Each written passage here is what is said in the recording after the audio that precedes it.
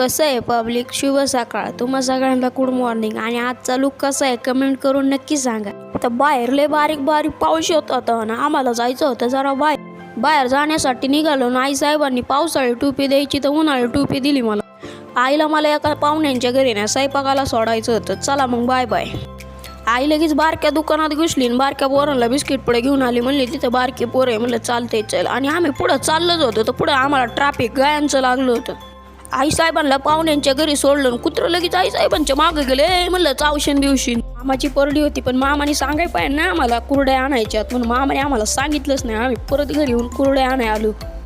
पप्पा बी दाजींच्या तिकडून आलो होतं. म्हणलं वा वा वा पप्पा आले. पप्पांचं आगमन झालं. ताशा वाजा दंड. माईला आई साहेब कुठं कुठं काय काय ठेवते. तिकडं आवळा सुपारी ठेवली होती. घेतली ना खाऊन आपण. म्हणलं आपल्याला जे आवडतं ना ती लगेच खाऊन घ्यायचं. आई साहेबांना परत मग तिथं सोडलं. म्हणलं काय राहिलं असं तर लगेच सांगा. गाडी लगेच घराच्या दिशेने वळवली. म्हणलं आपल्याला काय इथं थांबायचं नाही बे, आपल्याला कामाला जायचंय. कसं आहे पब्लिक, आता कामावर जाण्यासाठी मी निघालो होतो.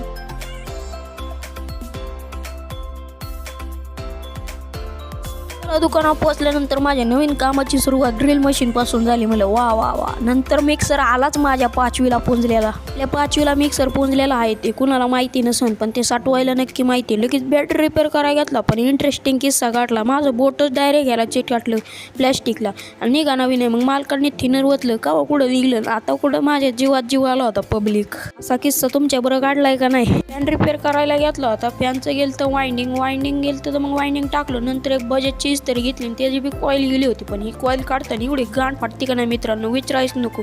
त्याच्यानंतर मी काय केलं, कॉईलचं सगळं मटेरियल एका पिशवीत भरलं आणि मला झाला होता उशीर म्हणून मी निघालो घरी.